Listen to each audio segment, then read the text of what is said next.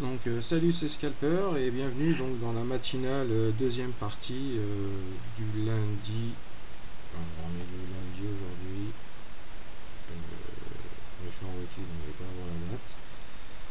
Alors, du lundi 26 juillet. Bon, alors là j'ai pris une petite position sur le câble. Bon, bah on était déjà à l'achat la semaine dernière sur le câble, on a fait quelques jolies pipes. Là, j'ai raté le retour sur la résistance, la APR. Alors c'était possible qu'on vienne jusqu'à mon stop. Donc je tente un peu le pari de prendre un stop un peu court, pas forcément bien placé dans un sens. Ça nous fait combien là? Alors attendez, 54,75 et le stop à 53,80. Ouais, ça fait quand même pas loin de 100 pips, donc on n'a pas trop le choix, mais il est mal placé. Enfin bon, tant qu'on descend de là, on serait au-dessus du moyen mobile, ça peut passer. Ça peut passer. Alors pourquoi? Alors en D1, là on arrive vraiment sur le sommet, donc on pourrait se dire, bien sûr c'était pas l'endroit pour prendre position, hein. Il aurait mieux fallu garder nos positions de la semaine dernière, mais bon. Là ça pourrait casser, partir en breakout. Donc bon, si en plus on attend le breakout et que c'est un faux breakout, alors là on a vraiment un stop qui est encore de plus en plus éloigné et de moins en moins bien placé. Si ça devait échouer le breakout, donc je l'ai pris là. Mais bon, nous comme l'analyse elle porte un peu plus sur la semaine, alors j'ai la résistance ici sur la semaine à 1,5428. Moi je suis au-dessous, donc si on devait revenir dessous ça, et ben bon, ça serait perdu. Et on va aller viser un premier TP à 1,55,8. Donc ça me fait rentrer 54,7, c'est 100 pips. Ouais, 100 pips. 100 pips pour 100, c'est très étonnant. 54,75, je vais viser 55,80, ouais, ça fait 88 à peu près, 110 pips. Et 53,80, 54, ouais. Et un peu moins de 100 pips là, bon, ça fait moitié-moitié. Très étrange que j'ai pris ça comme ça. Alors j'ai pas dû super analyser, mais on arrive de plus en plus sur la zone dans laquelle moi je me fixais un retour possible du câble à la baisse.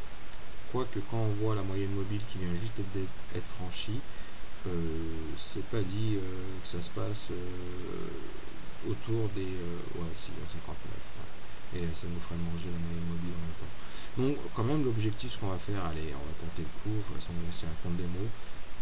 Personnellement je prends pas des positions rapidement comme ça, j'essaye vraiment d'attendre mes points d'entrée, mais là temps de faire les lives, enfin temps de faire la matinale pour la semaine, de rentrer mes ordres en réel et tout, j'aurais pas le temps, donc je suis rentré un peu comme un chiffonnier. Mais on va dire que si on reprend non c'est pas celui-là, là comme ça, il faudrait rentrer autour de 1,5428 et positionner son stop au moment où on serait sur cette zone là, pas très loin, juste ici là, à 1,5395. Donc ça ne nous ferait pas trop de pertes. Bon bah là c'est techniquement c'est mal joué de ma part, mais bon on sait jamais, ça peut grimper. Donc je disais en weekly, on peut aller bon sur la semaine on n'ira pas là, mais on peut venir vraiment, pourquoi pas, sur cette résistance 57,122. Allez, tentons le coup, 57,122. Et de toute façon on verra bien. Alors j'ai regardé les news sur cette paire, 57 100, voilà. Allez, c'est ok comme ça. J'ai regardé les news, elles sont techniquement plus profitables à la livre que au dollar. Pourquoi? Parce que alors jeudi on a le PIB américain.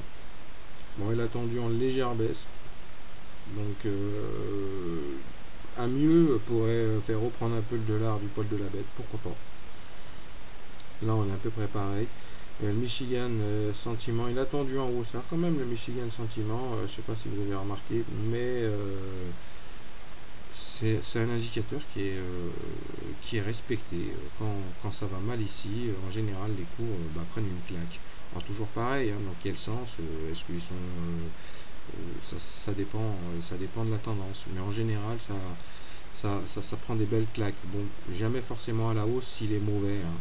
S'il est mauvais, ça prend pas, ça part pas à la hausse, ça a plutôt tendance à descendre quand il est mauvais et à monter quand il est bon, que ce soit sur euro-dollar ou tout ce qui touche le dollar. Donc il faudra faire attention quand même au Michigan Sentiment à 16 heures.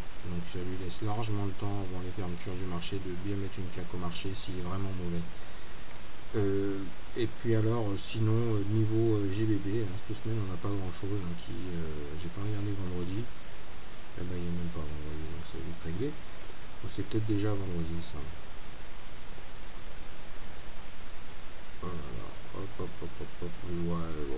Voilà.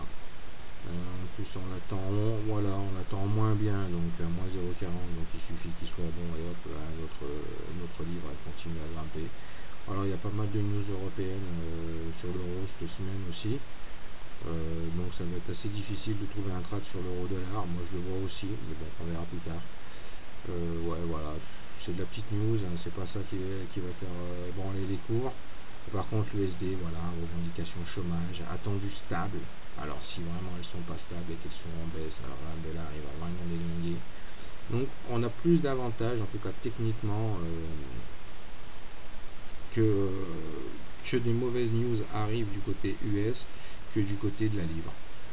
Bon après il y a des news qui sont pas tous mis dans le calendrier, hein, mais dans le calendrier en tout cas ça va dans ce sens là. Donc comme moi je reste haussier à moyen long terme sur la livre, je tente le pari à la hausse, bon avec un beau TP, on verra si ça se passe comme ça.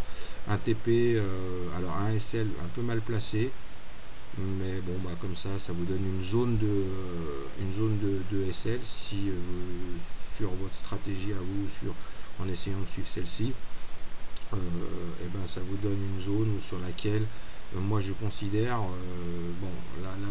que le marché s'il venait et revenait ici, alors on serait sûrement dans un range. S'il descendait plus bas, alors là c'est vraiment quelque chose qui va plus, c'est que le câble part en cacahuète. Bon, on verra bien ce que ça raconte, mais au final mon sentiment sur la semaine sur le câble plutôt aussi. Donc voilà, après c'est mon sentiment à moi. Bon allez, je vais essayer de trouver autre chose sur l'euro GPI, dans l'USD. Alors je vais tout de suite le couper celui-là parce que c'est une erreur. Tu me diras que bien aller chercher les 50, on sait jamais, ça peut faire 2-3 sous. Bon, regardez.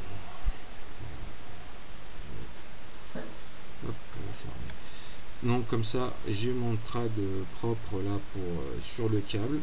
Alors l'euro GPI plus tard on verra. Ok, je vais essayer de refaire une autre vidéo avec une troisième possibilité de trade et puis je pense que ça ira.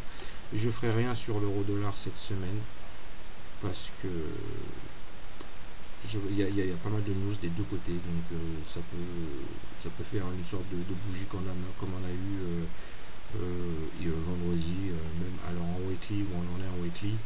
En weekly quand même ça donne envie d'aller sur 38,20 dans un premier temps, ce qui nous amènerait à 31. Bon allez je coupe parce que sinon elle va craquer. Allez stop.